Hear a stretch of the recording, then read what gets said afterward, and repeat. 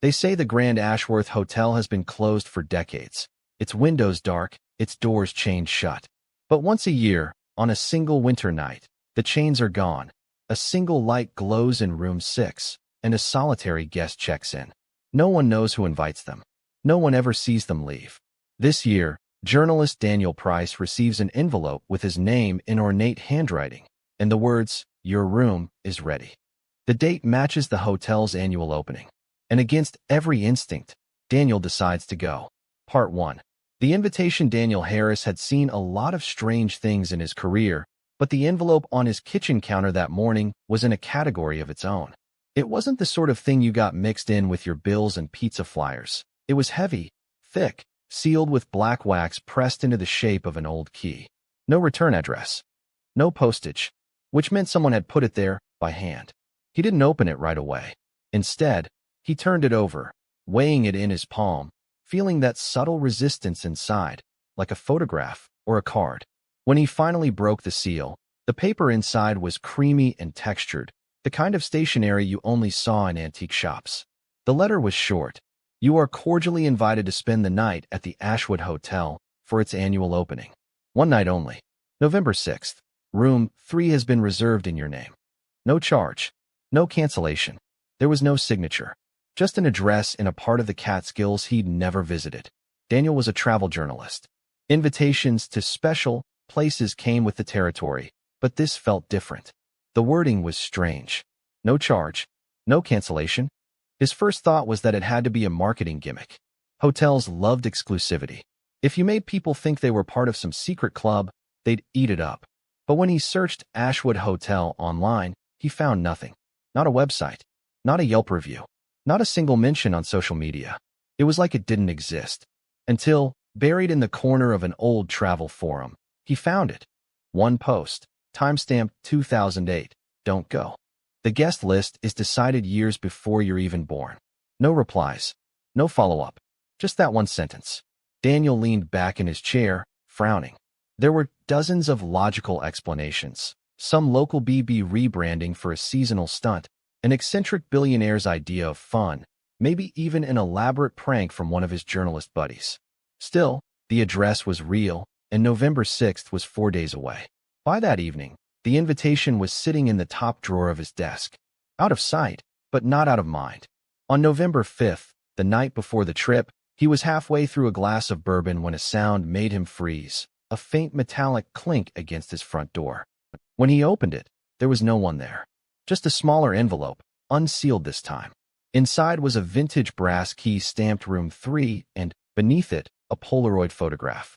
Daniel stared at it for a long moment before the bourbon finally warmed its way back into his blood. It was a picture of him, standing at his own apartment window, looking out at the street. He'd never seen it before, and it had been taken from a position 3 stories up, across the street, in a building that had been abandoned for years. He turned it over. On the back, in the same neat handwriting as the letter, "We'll see you tomorrow, Mr. Harris." That night, Daniel barely slept. The rational part of his mind told him to throw the key away, burn the letters, and forget about the whole thing. But the part of him that had chased stories across storm-lashed fishing towns and half-forgotten desert motels whispered something else. You have to see what's waiting. By sunrise, the decision was made. He packed light, camera, voice recorder, notepad. The weather report promised heavy fog in the mountains, but Daniel wasn't the type to turn around because of a little mist. The road north wound through valleys stripped bare by November, the trees skeletal against a sky the color of lead. The deeper he drove, the worse the reception on his phone became, until the signal bars vanished entirely. The last town he passed through was little more than a gas station, a diner, and a post office. The clerk at the station filled his tank without a word. When Daniel asked if he knew where the Ashwood Hotel was, the man's eyes flicked up, quick, assessing, before he said, "Keep driving till you see it. You'll know." The fog was so thick by the time he reached the foothills that it felt alive, swirling in slow, deliberate movements. He kept one hand on the wheel and one on the brass key in his coat pocket. The metal was cold. Too cold. Then, as if it had been waiting for him all along, the hotel appeared. It wasn't gradual, no slow emergence through the mist. One moment there was nothing but forest, and the next, A Victorian monolith stood before him, 3 stories high, every window dark, except one. A single, glowing rectangle on the second floor. The driveway crunched under his tires. The building's facade was a patchwork of weathered wood and stone, the kind of architecture that looked older than the country itself. Above the heavy oak doors, carved into the archway, were the words, "The ASHWOD, AST 1889," a year that felt wrong. Not for any historical reason he could name. Just wrong. Daniel cut the engine. In the stillness that followed, the only sound was the faint creak of the hotel's signs swaying in a wind he couldn't feel.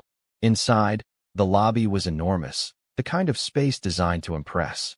The walls were paneled in dark mahogany, and a grand staircase swept upward like a stage prop. Everything was spotless, and yet, the place was silent. No background music. No distant hum of activity. Just the muted echo of his own footsteps. The man behind the reception desk looked like he'd been waiting for decades. Tall, rail-thin, with silver hair combed immaculately back, he wore a black suit that seemed more funeral attire than hotel uniform. "Mr. Harris," the man said with a faint smile. "Welcome. Right on time." Daniel hesitated. "We've met before?" The man's smile didn't change. In a manner of speaking. "Please, sign the register." The leather-bound guest book was open on the counter. Daniel scanned the page. 1 entry per year, every year, going back decades. Only one name each time. And there, written neatly for this year, Daniel Harris, room 3. The pen was already in his hand before he realized something. The handwriting wasn't the receptionist's. It was identical to the letters he'd received. He flipped the page. The next year's date was already filled in, and beneath it, a name that turned his stomach cold. Emily Harris, his younger sister. Cliffhanger, end of part 1. Daniel's fingers gripped the edge of the book. The receptionist's voice broke the silence, calm as ever. "She's already been chosen, Mr. Harris. There's nothing you can do about it." Part 2. Arrival at the Ashwood. Daniel's eyes stayed fixed on the name in the ledger, Emily Harris. The date next to it was exactly 1 year from today. His throat went dry. He looked up. "What do you mean, she's been chosen?" "Chosen for what?" The receptionist's calm never wavered. "For her stay, of course." He turned the book back to the current page with 2 pale fingers. "Tonight is yours. We would not wish to spoil it with unnecessary worry." Daniel forced a laugh, hoping to shake off the growing knot in his stomach. "This is some kind of joke, right? My sister didn't book anything." The man's lips twitched into something that might have been a smile, but wasn't. "Mr. Harris, no one books a room at the Ashwood. The Ashwood books you." Daniel considered walking out right then. But the cold brass of the room 3 key in his pocket seemed to hold him in place, as if he'd already crossed some invisible line. Besides, he told himself, this was a story now. A strange one, yes, but strange was his bread and butter. He signed his name under the pre-written entry, and the receptionist slid the key toward him with a faint scraping sound. "Second floor, west wing," the man said. "Do not wander after midnight." The warning was delivered in the same tone one might use to remind a guest that breakfast ended at 9.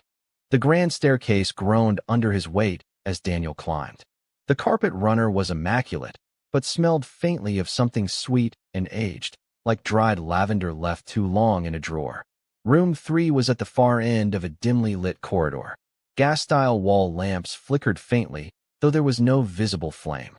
He couldn't decide if the place was an elaborate period restoration or if it had simply never changed. The door to room 3 opened with a smoothness that felt wrong for something so old. Inside, the air was warmer, heavy with a scent he couldn't place. The furnishings were Victorian, 4-poster bed, ornate wardrobe, a writing desk by the window. Everything looked as if no one had touched it in 100 years, and yet there was not a single speck of dust. Daniel set his bag down and checked his phone. Still no service. Not even the faintest bar. He tried connecting to the hotel's Wi-Fi. There was no network. Back in the hallway, he wandered a little, ignoring the receptionist's odd warning. The west wing was silent, every door closed and unmarked. There were no signs of staff, no other guests, no housekeeping carts. When he reached the central landing, he glanced down to the lobby. The receptionist was still there, perfectly still behind the desk, staring straight ahead. Daniel had the unsettling feeling that the man hadn't moved since he arrived. Back in his room, he noticed something he'd missed before. On the writing desk sat a small, leather-bound photo album. Curiosity 1. He flipped it open. The first page was dated 1979. It showed a man standing on the hotel's front steps, squinting into the camera. The caption beneath read, Graham Wells, 1979. The next page was 1980. Then 1981. Always one photo per year. Different faces. Always standing in the same spot. The last photo was from the previous year, a young woman with dark hair and frightened eyes. There was no caption for the next page. Just a blank space where a photograph would go. The spot was already outlined with faint adhesive residue, waiting. Daniel didn't like the implication. At dusk, the fog outside thickened until the view from his window was nothing but shifting gray. The one lit window he'd seen from the road was now directly opposite his own, across a narrow courtyard. A silhouette moved there briefly, tall, unmoving, watching. When Daniel blinked, it was gone. The old grandfather clock in the hallway chimed 9, the deep tones echoing through the wood-paneled silence. Daniel sat on the bed, considering his options. He could leave, nothing was stopping him. The key would open the door. His car was just outside. And yet, he knew, deep down, that if he left now, he'd never find the hotel again. Maybe that's why he stayed. Or maybe it was because of Emily's name in that ledger. By 11, the stillness had grown oppressive. Not peaceful, not restful, just waiting. Daniel lay fully dressed on top of the covers, the brass key resting on the nightstand. The distant creak of floorboards drew his attention. Someone was walking down the hall. The steps were slow, deliberate, pausing every few seconds. They stopped outside his door. Daniel held his breath. The doorknob didn't turn. There was no knock. Just presence. After what felt like minutes, the footsteps resumed, fading into silence. He decided to check. When he opened the door, the corridor was empty. But halfway down, he saw it. A tall, gilt-framed mirror he could have sworn wasn't there earlier. As he approached, something cold uncoiled in his stomach. In the reflection, the corridor looked the same, except there was someone standing behind him. Daniel spun around. No one was there. When he looked back at the mirror, the figure was gone. But faintly, in the glass, he could still see the outline of a handprint, pressed against the inside surface. Back in his room, he locked the door. The warmth of earlier seemed to have drained away, replaced by a subtle chill that seeped into his bones. He lay back down, telling himself it was just an old building, creaking and settling. But as the clock in the hall began to strike midnight, he remembered the receptionist's words, "Do not wander after midnight." Part 3. The long night. The tapping was faint at first, so soft Daniel thought it might be the building settling. But as he sat up, the sound grew sharper, deliberate. Tap, tap, tap. It was coming from the wardrobe in the corner, the one he hadn't opened since he arrived. He swung his legs off the bed, bare feet sinking into the cold carpet. Every instinct told him to ignore it, to lie back down and wait for morning. But his curiosity, that same reckless streak that had gotten him into trouble on half his assignments, pulled him forward. The brass handle was cold under his hand. The tapping stopped. Daniel hesitated, listening. Nothing now but the low hum of the radiator. He exhaled slowly and pulled the door open. Inside, the wardrobe was perfectly ordinary. Hangers, a neatly pressed robe, a row of empty shelves. But the scent hit him instantly, something sweet, faintly floral, but wrong. Underneath, it was a mustiness that spoke of years without sunlight. And then he saw it. In the back panel, just above the baseboard, a seam. A rectangle of wood slightly darker than the rest. A hidden door. He crouched, running his fingers along the edge. It wasn't locked. A gentle push, and it swung inward, revealing a black gap just big enough to crawl through. A rush of colder air spilled out, smelling faintly of damp stone. A voice, so soft he almost doubted it was real, drifted out. "Mr. Harris," Daniel's breath caught. "Who's there?" he whispered. No answer. Just the faint echo of footsteps retreating into the dark. He should have shut it right there. Instead, he grabbed the small flashlight from his bag and shone it inside. The beam barely penetrated the gloom. Rough stone walls, no more than 2 feet apart, stretched into what looked like a narrow passage. Daniel ducked through. The air grew colder with each step. His socks slipped on the damp floor, forcing him to move slowly. The corridor curved slightly downward, and before long, the wardrobe door, and the warm glow of his room, was gone. He heard the tapping again. Only now, It was ahead of him. Faster. Closer. When the beam of his flashlight finally caught the source, his stomach lurched. It was a photograph, pinned to the wall with an old nail. A black-and-white image of a man standing in front of the Ashwood Hotel, circa 1930s. The man's face was pale, eyes hollow. Underneath, in faded handwriting, Arthur Llewellyn, disappearance. Daniel pulled the photo down to examine it, and froze. Behind it, carved directly into the stone, were dozens of names, each with a date, and beside each date, one word. 1952, drowning 1966, fire 1979, fall 2008. Unknown, the most recent one made his skin crawl. 2024, disappearance, Daniel Harris. He stumbled back. His flashlight flickered.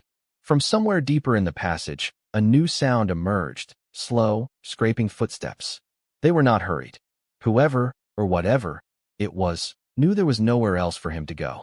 Daniel turned and hurried back toward the wardrobe, heart pounding. But the corridor felt longer now, the air thicker. His light wavered, catching brief flashes of movement along the walls, shapes just beyond the beam's reach. And then, suddenly, the tapping returned. Only now, it wasn't in front of him. It was right behind. He lunged forward, spotting at last the faint outline of the wardrobe door. He pushed through into his room, slamming it shut.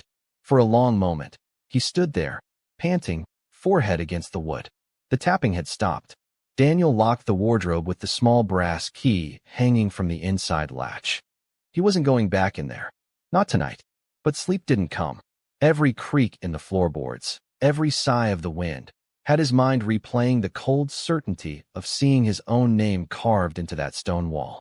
At 2:47 a.m., he heard another sound. Knock, knock, knock. Not from the wardrobe this time. From the hallway. He crept to the door, pressing his ear against it. No footsteps. No voices. When he peeked through the peephole, his chest tightened. The receptionist was standing there. Only it wasn't quite him. The suit was wrong, older. His skin was waxy, his eyes clouded. His mouth hung slightly open, moving as if whispering something Daniel couldn't hear. Then, as if sensing the peephole's gaze, the figure tilted its head, slowly, until its cloudy eyes met his directly. Daniel jerked back. The knocking stopped. When he looked again, the hallway was empty. He spent the rest of the night in the desk chair, facing both the door and the wardrobe. His flashlight in one hand, the brass key in the other. The darkness outside thickened until it seemed to press against the windows, but the one opposite, across the courtyard, glowed faintly. And once, just once, a shape passed by that lit window. It moved slowly, deliberately, and when it stopped, it turned as if to face him. Cliffhanger, end of part 3. Daniel raised the flashlight to the glass for a better look. When the beam caught the other window, it reflected, but there was no room across from his. Just a blank wall of stone. And yet, something was still standing there. Watching. Part 4. The past guests. Daniel didn't sleep. By the time the grandfather clock in the hall struck 3, he had given up pretending the night might return to normal. The memory of that impossible window gnawed at him. A lit room in a place where no room should exist. When dawn finally began to dilute the fog outside into a cold, gray light, he felt no relief. It was still here. Whatever this place is, it's still here. By mid-morning, the hotel seemed almost normal again. If normal meant silent halls, dim lighting, and the persistent scent of lavender and age. Daniel left room 3 and went downstairs, determined to speak with the receptionist, to demand answers. The desk was empty. The guest ledger was still there, lying open to his entry. He flipped to the previous years. The names were all different, no repeats, each separated by exactly 1 year. On a hunch, he turned to the earliest pages. The first recorded guest dated back to 1890, the year after the hotel's founding. Every year since then, one name. And every name he recognized from the carved stone wall in the wardrobe passage. Something caught his eye, a narrow door behind the desk, slightly ajar. He slipped inside. The air was colder here, the smell of dust and old paper heavy in his nostrils.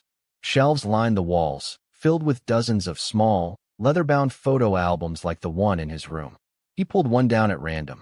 Sophie Vance, 2023, disappearance, then a blank slot, just like in his room's album. Waiting for Daniel Harris, 2024. Daniel shoved the book back into place and turned to leave, but froze. In the far corner of the room stood a tall, gilt-framed mirror. And in the reflection, the room looked different. The shelves were gone. In their place were dozens of people standing shoulder to shoulder, their clothes from different eras, some in Victorian dress, some in 1970s jeans, some modern. All pale. All watching him. Their eyes followed him, their faces unreadable. One of them, a young woman with dark hair, stepped forward in the reflection, lifting her hand to the glass. Daniel recognized her. She was the woman from last year's photo. Sophie Vance. Her mouth moved soundlessly, forming words he couldn't hear. Then, slowly, she raised her hand and pointed directly behind him. He spun around. The room was empty. When he looked back at the mirror, the figures were gone. Daniel stumbled out of the records room and down the hallway, heart pounding. He didn't stop until he reached the grand staircase and froze again.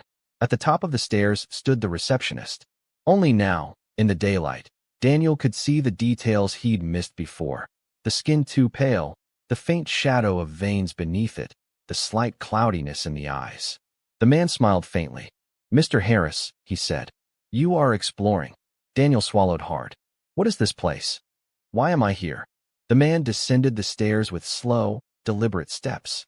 "The Ashwood opens for one night each year, and one guest is chosen. This is the way it has always been." "Chosen for what?" The man's smile didn't falter. "To join us." Daniel backed away. "No." Then the fog thickened, swallowing everything. The forest was gone. The driveway was gone. Only more of the hotel stretched ahead, endless, repeating, the facade duplicating into infinity. The door behind him slammed shut. Panic clawed at his chest. He ran back inside, past the empty reception desk, up the staircase 2 steps at a time. If there was any way out, it would be through room 3. The wardrobe. The passage. Inside, the air was different. Colder. The wardrobe door was already open. A dim light glowed from the passage beyond. Daniel stepped inside. The corridor felt shorter now. At the far end was another wardrobe door, its outline lit by flickering light from the other side. He stepped through, into another hotel room. It was identical to his own, but wrong. The wallpaper was peeling. The furniture was rotted. The air was damp and foul. On the writing desk sat another album. He opened it, and found only one photograph inside. His own face, staring back at him, taken from the foot of his bed. Beneath it, the words, "Daniel Harris, 2024. Disappearance." The floorboards groaned behind him. A shadow stretched across the wall. He turned. Standing in the doorway was a man with his own face, but aged, hollow-eyed, and smiling. Part 5. The last name on the list. The grandfather clock in the lobby struck midnight. Lucas's heart pounded in sync with each chime. The flickering chandelier above cast fractured shadows across the marble floor. The velvet guest book still sat on the front desk, but now its pages were damp, the ink bleeding and curling like old wounds. "Lucas Gray," a voice whispered from behind him. He spun. No one. Only the soft creak of the revolving door, moving without a breeze. He turned back to the guest book. His name was still the last on the list, but beneath it, fresh ink was bleeding into the page, forming new letters. Slowly, deliberately, "Next year, one final guest." And under that, the date, tonight's date, 1 year from now.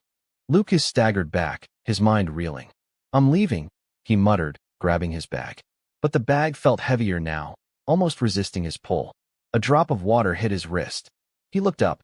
The ornate ceiling above had rotted away, revealing darkness like a deep well. From it, water dripped steadily, cold, thick, and smelling faintly of iron. He wiped it from his hand and stared in horror. It wasn't water. The lobby phone rang. Against all logic, he answered. A woman's voice, calm, almost kind, spoke. "Your room will be ready for you next year, Mr. Gray. But until then, you'll need to help us find the next guest." The line went dead. Lucas backed toward the door, but the revolving door didn't lead outside anymore. Instead, through the glass, he saw a long, dimly lit corridor lined with doors. Each one had a number. Each number had a name etched beneath it. The first door bore his name. The door swung open by itself. From the darkness inside, a pale hand extended, holding the very same guest book. The voice returned, now right behind his ear. "You're part of the hotel now." The lights in the lobby snapped off. When they came back on, Lucas Gray was gone. Only the guest book remained on the desk, its last page fluttering open. The ink was still wet,